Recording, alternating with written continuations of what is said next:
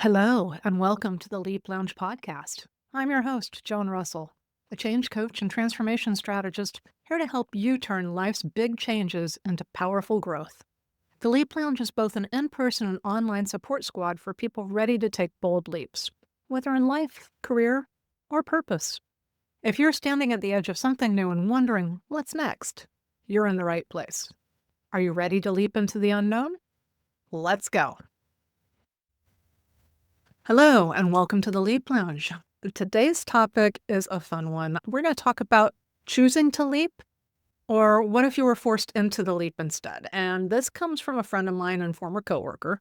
We were talking on the phone the other day, and this came up because I chose to leap and they did not.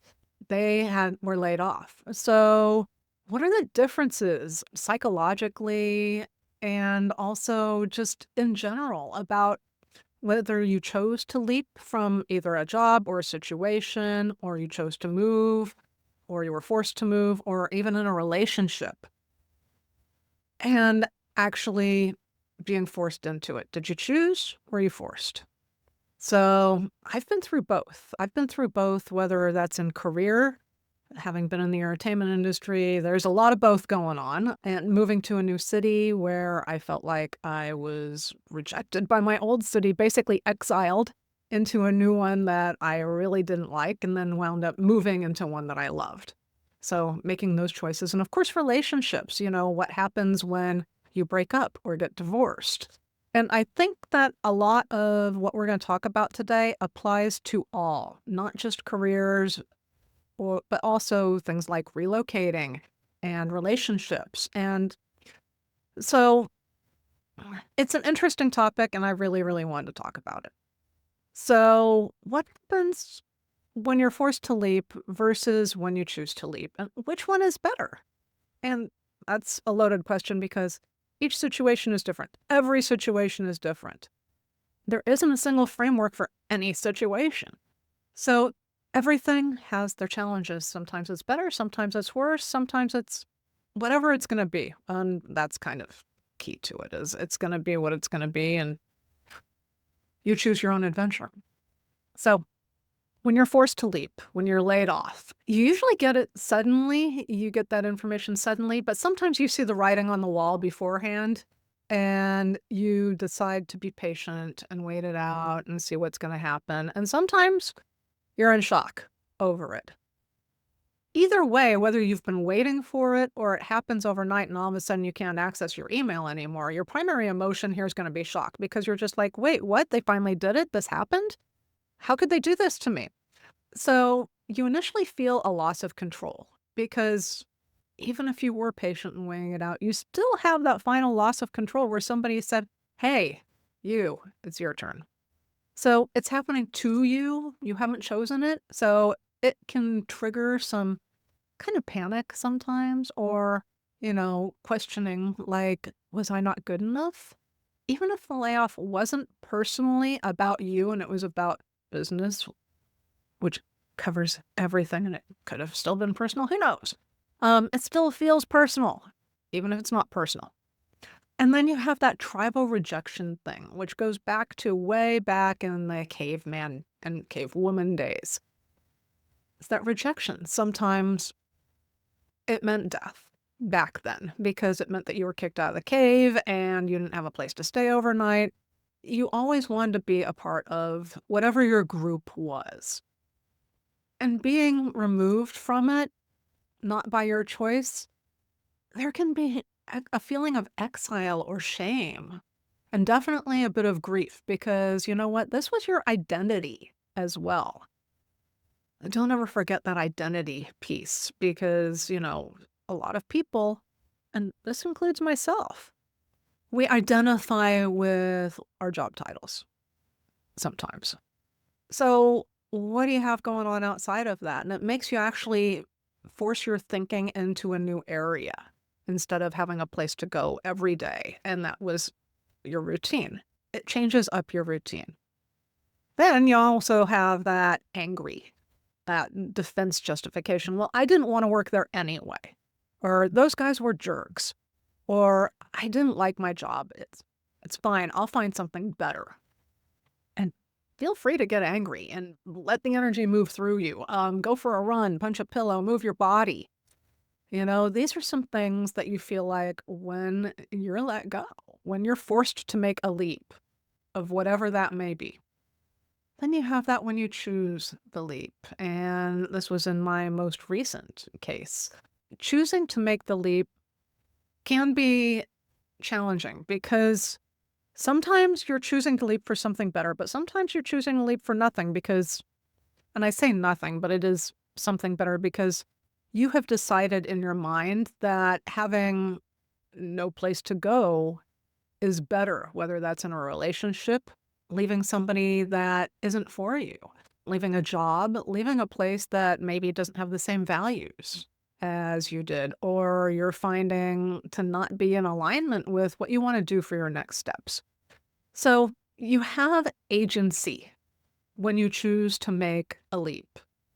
You have agency, you control what that looks like initially with the whole, I am leaving the situation. What happens next is not necessarily up to you as people react to it. Then you quickly have that, oh shit, what have I done? Sort of thing. It's like, I feel so good, I left this, and you feel relief, and then you go, oh my God, now I have to figure it all out, whatever it all out is. Now, if you have someplace to leap to immediately, such as a job or bouncing from relationship to relationship, do not recommend that, by the way. Then you'll wind up feeling empowered. The empowered clarity. You saw what is happening. You saw the writing on the wall. You saw that the values were misaligned. You saw that it was time. It was time, whatever it was. And then you regret it, like afterwards. It's like, oh, I'm so excited. Oh shit, what have I done? But you made the call on that. So you're yourself to blame, not anybody else. And it makes it interesting because instead of feeling like you were kicked out of the tribe, you chose to leave the tribe. So everything that happens next when you're wandering the desert is on you. It's not on them. They didn't do it to me. I did it to myself. Oh my God, I'm my own worst enemy. Whew. And that is a psychological minefield sometimes because it's self-imposed. So you really, really, really, when you decide to choose to make a leap, whatever it is, you have to have a solid why before you do it. Why did I do this thing? Because you're going to have to refer back to it often because you know what? People may not understand why you did what you did. They may project their fear onto you and be like, well, why did you leave that excellent person that you were with? I loved them. I thought they were great. I thought you guys were going to be together forever. Or why did you leave that stable job? What are you going to do for money? What are you going to do for health insurance if you're in the US? You left a stable job? No. So you second guess yourself. Did you make a mistake? Are people mad at me for doing that? Am I going to be okay? So it's very, very different between the two of them, even though the leap is still the same. You have different emotions behind it and different motivations for what happens next as well. So going back to if you were forced to take that leap, one of the things you need to do is to take that power back. It's not going to happen immediately. You need to mourn it. You need to think about what happened, and you need to think about what you want to do next and kind of reframe it with, I hate to use the whole, okay, so the door closed and the window's opened. None of that toxic positivity thing, because you know what? You're not going to fly out the window immediately. You're going to wander the house for a bit. You're going to check out stuff. You're going to think about what you want to do. You're going to say, I haven't had a good vacation in 5 years. Why don't I go on that cruise or whatever? And don't jump immediately into that job hunt, that next person. See, I told you that at the beginning. Don't jump into the next relationship immediately because you don't want a rebound job. You don't want a rebound relationship. Sometimes they work out. The odds are not great all the time, but you need to let the shock of what happened wear off so that way you can find your footing in what's next for you. And you get to explore and you get to play and you get to think about, if I had chosen this, what would I like to do? What would I like to do next? It starts to move you from being a victim to being the leader for what's next for you. You get to choose, you get to have fun with it.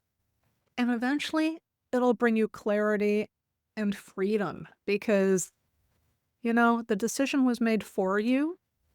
And now you get to take the power back and choose what your next chapter was and is going to be. It's not easy. It's not easy at all. And it's also going to help propel you into what is next for you. If that has happened to you, maybe it happened for you, and I hate saying that. That's that toxic positivity thing again. But I found that every time that decision was made for me, I rebounded into something bigger and better eventually. It may take a little bit of time. Now, going back to choosing the leap, you need to have faith that your decision was the right one. And that's where having that why comes back in, because the doubt will come. People will question your sanity. You will too. You'll be, once again, what have I done? And it's all good. It doesn't mean that you're wrong in doing what you did or feeling what you felt. It means that you're in that liminal space, that space between identities, that space between becoming. You're no longer who you are. You're now becoming somebody new. You're becoming your future self. And creating that future self identity and working through what it takes to be where you want to go is wonderful. It's actually kind of freeing in a way. You're no longer who you were, and isn't that great? Because now you get to change into the new version 7.0 or whatever version you're on. It helps you to build trust in yourself as well. Even while you're questioning yourself, even while you're going through the desert and the challenging times for what's next, or maybe you leapt right into something that you were doing part-time, or you leapt right into a new job, you still are going to have that identity shift towards what's next. It helps you build that self-trust and resilience. And it also helps you not necessarily have to depend on other people or situations. It makes you realize that you have agency and you are strong. You're stronger than you think you are. You get to build that safety and that belonging from within instead of outside. This is where self-trust is built. And remember that, sure, you're going to be scared, but that doesn't mean that it's going to feel this way forever. It might be scary right now because you're doing new things, but as you learn how to do new things and as you move forward, the clarity comes and you continue to move forward, and then it's freedom. It's fantastic. So, in closing, leaping, it happens to everybody. Change is inevitable. Sometimes you choose it. Sometimes you're forced into it and you're thrown off the cliff. I prefer it appears because taking a look at this and having a thought about it, I probably have chosen to leap many more times than I was pushed into it. So you have that courage piece of it. And as you continue to develop your courage and utilize it, you do it more and more and more.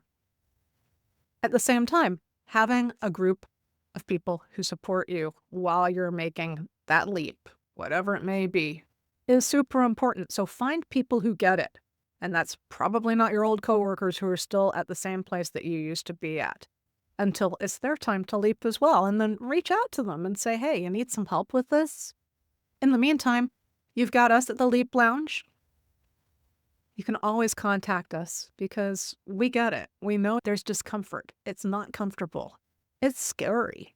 And sometimes you're building the plane as you're flying it when you make that leap, with trying to figure it out at the same time as you just continue to move forward. You don't have to do this alone. Check us out at theleaplounge.com. I hope to see you soon. Have a great day, and we'll talk again next time. Bye. Thank you for joining us at the Leap Lounge today. Please be sure to like and follow us. To find out more about the Leap Lounge, visit us online. Go to theleaplounge.com. Have a great day. We'll see you next time. Bye-bye.